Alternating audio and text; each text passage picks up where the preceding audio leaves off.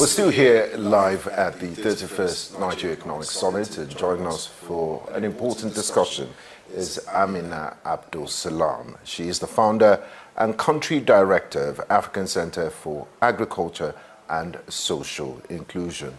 A warm welcome to you, and thanks for joining us. Thank you too. The pleasure is mine. Now, the Nigeria Economic Summit 31 theme is the reform imperative. From your perspective, what kind of reforms are most critical to Nigeria's agricultural sector to make it truly inclusive, especially for women who form the backbone of food production in our country? Thank you for the question. Interestingly, I find the inclusion suffix in the theme of this year's 31st session of the NESG quite aligning with the focal point of the NGO, the African Center for Agriculture and Social Inclusion. Of course, women as a pointer and at the epicenter of most of the beneficiary. Right. Fundamentally, 70 to 75% of food production in Nigeria is credited to women. And for that reason, it's pivotal and very instructive to have women as the focal point of any reform systems that this government or administration would intend to put out. Right. Now, going back to your question, can you please go over it again? My question is, what reforms are most critical to make the sector truly inclusive, especially for women? Right.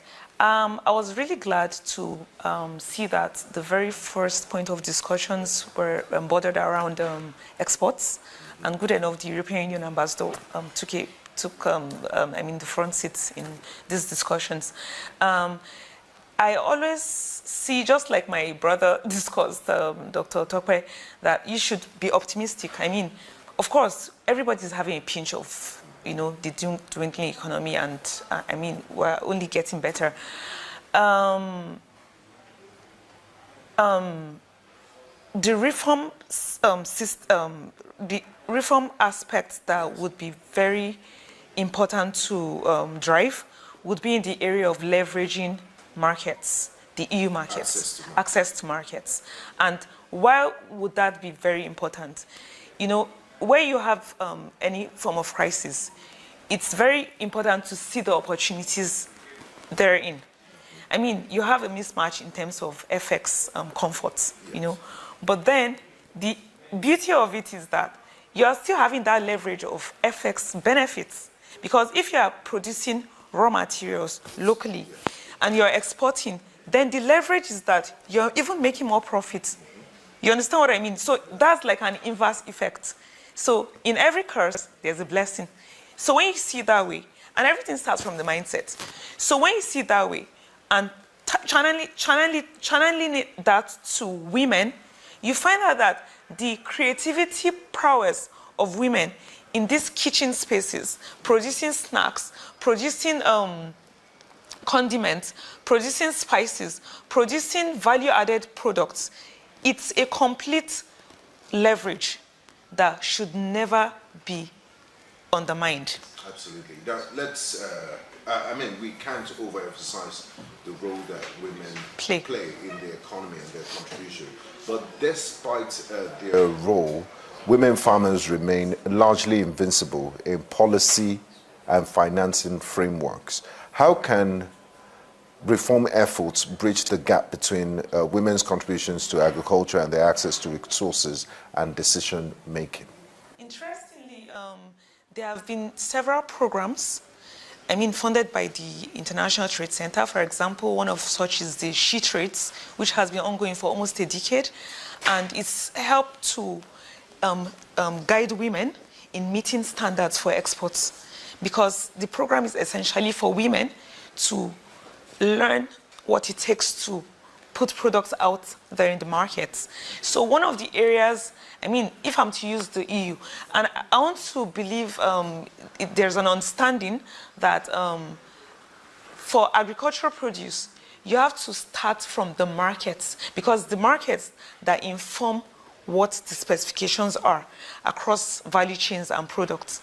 So if your market tells you this is the exact standard for maybe moisture content, for volume, for the port of entry, these are the certifications required, the certifications, the HACCP, the psychosanitary certifications. You need to have all this in place. So there's a lot of awareness that needs to be put in place in terms of reform.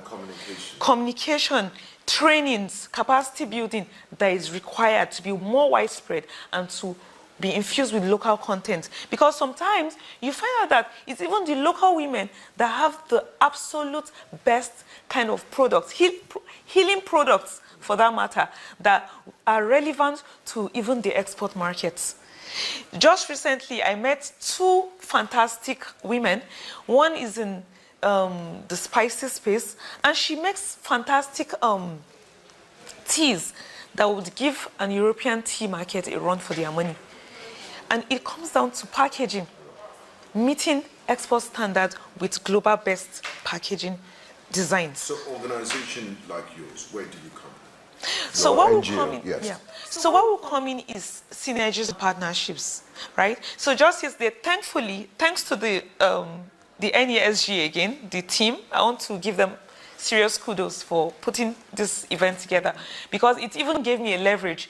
I was communicating directly with the head of trade and economics on a project that we just discussed. On this project we discussed, having women have subsidized packaging so that they can easily enter into the markets and get some trainings and, subsidized certifications as well, like the FDA, NAFDAC, having a food lab and something like that. So interestingly, I came across somebody that tackles the EU chamber, who is a Nigerian and has already begun this session. And it was just so timely that we are having the NESG and we met on this floor. So I want to believe that this is a step in the right direction.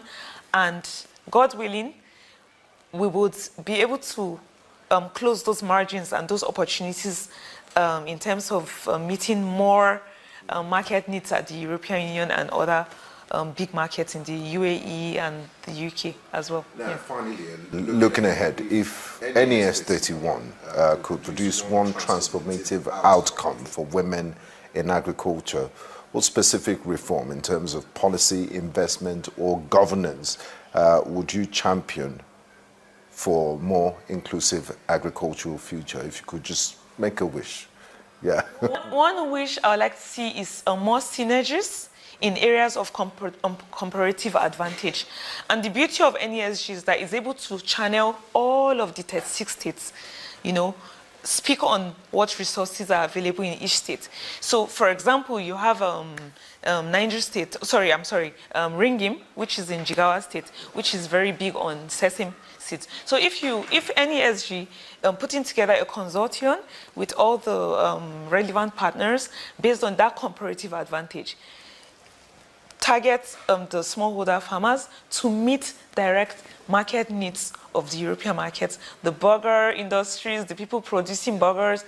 If we can close those gaps, and we have the company, it was the terminal company, the cargo company, we close that gap, have a one-stop shop. The consortium is there. We have all the partners on one platform. It's a win-win for everybody, but with that mindset of patriotism, we need to make this work, and we can make it work because it's working everywhere else. And I mean, they are humans like us, and we have the brain, we have the manpower, we have the natural resources, we have the best climate out there, we have the best products, we have arable soil, we have even organic soil. Somewhere like Benue, you don't even need to impute anything. Anything you put inside, it grows. So based on comparative advantage, NESG is the vantage point. I mean, it's the center, epicenter of every economy, state by state. Based on that comparative advantage, have it to integrate everything. And I believe that the sky is just the starting point of great things happen. Founder and country director, African Center for Agriculture and Social Inclusion. It was an absolute pleasure speaking with you. Thanks for talking to us at News Central. Pleasure is mine. Thank you so much. You're welcome. Do stay with us. We'll bring you more conversations here at the 31st edition of the Nigerian Economic Summit.